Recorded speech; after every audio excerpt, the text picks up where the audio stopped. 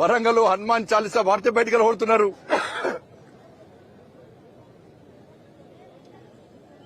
ఇదా పరిస్థితి దేశం తెలంగాణ రాష్ట్రంలో హిందువుల పరిస్థితి.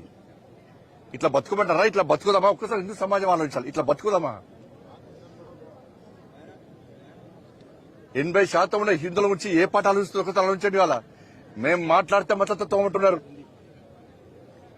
ఇవాళ కరీంనగర్ ఎన్నికల్లో ముస్లిం మహిళలందరూ జాగృతమయ్యారు. ఎస్, మాకు పెద్దన్న మా నరేంద్ర మోడీ, మా పెద్దన్న నరేంద్ర మోడీ గారి పువ్వు గుర్తుకే ఓటేస్తామని చెప్పి ఇలా కరీంనగర్ పార్లమెంట్ లో కానీ తెలంగాణ రాష్ట్రంలో హిందూ మహిళలందరూ ఒక్కతాటిపై వచ్చి ఇలా భారతీయ జనతా పార్టీకి ఓటేసిన చరిత్ర ఇలా కరీంనగర్లో జరిగింది.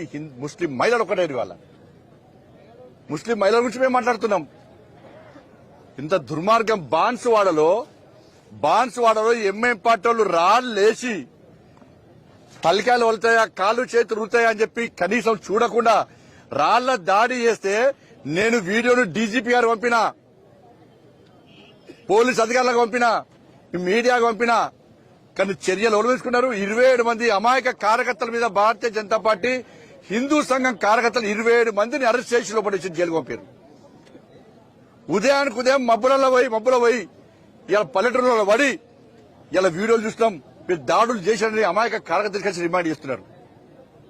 నేను హెచ్చరిస్తున్నా. ఇలా బాన్స్వాడ నేను పోతా, బాన్స్వాడ పక్కా పోతా. నాకు పోయే అవకాశం లేదు ప్రభుత్వం. నా కార్యకర్తలను కాపాడడానికి, నా ధర్మాన్ని కాపాడడానికి పక్కా బాన్స్వాడ పోయే ప్రయత్నం చేస్తున్నా. లేకుంటే వెంటనే మీరు అరెస్ట్ ఆపేయండి. మీరు అలా బాన్స్వాడలో ఎంఐఎం పార్టీ గుండా నా కొడుకు ఫస్ట్ అరెస్ట్ చేయండి. దాడులు చేసింది వాళ్ళు. బోధనలో ఒక అడ్వకేట్ లేడీని కొట్టిరు వాళ్ళ ఎంఐ పార్టీలు. ఒక లేడీ అడ్వకేట్ కొట్టిరు వాళ్ళ. అరే, దేవాల మీద దాడులే, హిందువుల మీద దాడులే, అడ్వకేట్ల మీద దాడులే, బీజేపీ నాయకుల మీద దాడులే, పోలీసుల మీద దాడులే, పోలీస్ ఆఫీసర్ మీద దాడులే. ఇన్ని అరాచకాలు తెలంగాణ రాష్ట్రంలో ఎంఐఎం పార్టీ చేస్తుంటే, కాంగ్రెస్ పార్టీ ఎంఐఎం పార్టీని మోస్తుంటే, వాళ్ళకు జోక్తుంటే ఎందుకు మాట్లాడొద్దని అడుగుతున్నాను నేను. ఎందుకు పక్కా మాట్లాడతాం మేము. ఇలా జిహెచ్ఎంసీ ఎన్నికలని చెప్పి ఎంఐఎం పార్టీకి ఇలా రేవంత్ రెడ్డి వాళ్ళ తాత ఆస్తి వాళ్ళ నాన్న ఆస్తున్నట్టే ఇలా ఎంఐఎం పార్టీ రాసేసాడు. 3 ముక్కలు చేసాడు. పక్కా తిరుగుతాం. Congress party MIM party Bhagavatam అంతా బయటపడతాం. ఇవాళ బిడ్డ 3 కార్పొరేషన్లో ఇలా భారతీయ జనతా పార్టీ పక్కా గెలుస్తుంది. గెలిచి తీరుతానన్న నమ్మకం ఇలా మాకుంది. ప్రజలందరూ జాగృతం కావాలి. అభివృద్ధి చేసేదే మేము. భాగ్యనగర్ అభివృద్ధికి నిధులిచ్చింది నరేంద్ర మోడీ ప్రభుత్వం. బీఆర్ఎస్ పార్టీ ఒక్క పైసా వేయలే. కాంగ్రెస్ పార్టీ 27 నెలల్లో ఒక్క పైసా వేయలే. 27 నెలలు అయింది వాళ్ళు వచ్చి. 18 క్యాబినెట్లు నిర్వహించుకున్నారు వాళ్ళు. 18 క్యాబినెట్లలో ఏ రోజు ఎంఐఎం పార్టీ, గతంలో బీఆర్ఎస్ పార్టీ అని, ఇప్పుడు కాంగ్రెస్ పార్టీ అని, అరే పాత బస్తీలో మేము రాజ్యం వెళ్తున్నాం, మా పాత బస్తీ అభివృద్ధికి నిధులు అని చెప్పి ఏ ఒక్కరోజైనా ఎంఐఎం పార్టీ పాత బస్తీ అభివృద్ధి కోసం అడిగిందా? ఇలా పాత బస్తీలో ముస్లిం సమాజం ఆలోచించాలి. ఓవైసీ ఆస్తులు పెరుగుతున్నాయి, ఓవైసీ కుటుంబం ఆస్తులు పెరుగుతున్నాయి. ఓవైసీ ఏ ప్రభుత్వం ఉంటే ఆ ప్రభుత్వానికి ఏ ఓవైసీ కుటుంబం ఇవాళ దాసోహం అంటే వాళ్ళ వ్యాపారాలు పెంచుకునే ప్రయత్నం చేస్తున్నారు, వాళ్ళ ఆస్తులు పెంచుకునే ప్రయత్నం చేస్తున్నారు.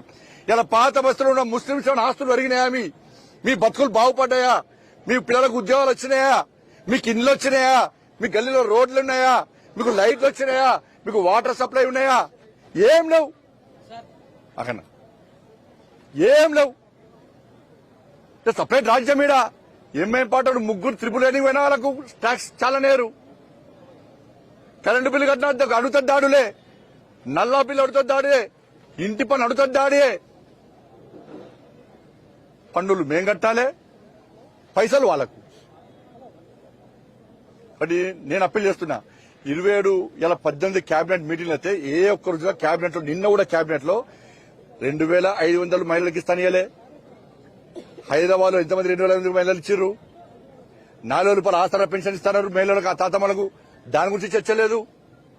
రైతు భరోసా ఇస్తున్నారు, రైతు ఎదురుస్తున్నారు, దాని గురించి చర్చ లేదు. ఉద్యోగాలు ఇస్తున్నారు, దాని గురించి చర్చ లేదు. ఇలా 5 డిఎల్ ఇవ్వాలి ఉద్యోగస్తులకు, దాని గురించి చర్చ లేదు. పీఆర్సీ ఇంతవరకు అమలు చేస్తలేరు, దాని గురించి చర్చ లేదు. పదవీ విరమణ పొందిన ముస్లింలు వచ్చి మా పైసలు మాకి చచ్చిపోయేటట్టు ఉన్నామని చెప్పి 61 మంది చచ్చిపోయారు. ఇప్పటికి వాళ్ళ పైసలు వాళ్ళకి ఇవ్వడానికి పైసలు లేవట గాని ముఖ్యమంత్రి శిక్షణ తరగతులు ఏమి ఇవ్వాలి? అరే దేశం కోసం పనిచేయండి, సమాజం కోసం పనిచేయండి, ప్రజలకు సేవ అని చెప్పే ముఖ్యమంత్రి కాదట. 1000 కోట్ల కార్యకర్తలు అందరూ కలిసి డూప్లికేట్ గాంధీ కుటుంబానికి ఇవ్వాలట. రాష్ట్ర ముఖ్యమంత్రి మూటలు మోయడానికే ఉన్నాడు ఢిల్లీకి. మరి ఆ 1000 కోట్లు ఇలా పెన్షన్ ఇలా రిటైర్మెంట్ అయినటువంటి వాళ్ళ పదవి విరమణ ఉద్యోగస్తులు దిగలేకపోతున్నారు 1000 కోట్లు. అడిగేచ్చు కదా మీ కార్యకర్తలు అంతా అడిగేచ్చు ప్రభుత్వం మీదే. హైదరాబాద్కి వస్తే వాళ్ళ ముసలి చూడకుండా కాళ్ళు లేవు, వాళ్ళకు అవస్థలున్నారు. గురవర గుంజుకపోయి అరెస్ట్ చేసిన వాళ్ళకి మా పైసలు మాకు ఇవ్వమంటున్నారు. నేనేమంటాడు ప్రమాద బీమా అట. బతికినోడికి పైసలు ఇవ్వడట, వాళ్ళ పైసలు వాళ్ళకు చచ్చిపోయాక ప్రమాద బీమా ఇస్తారట.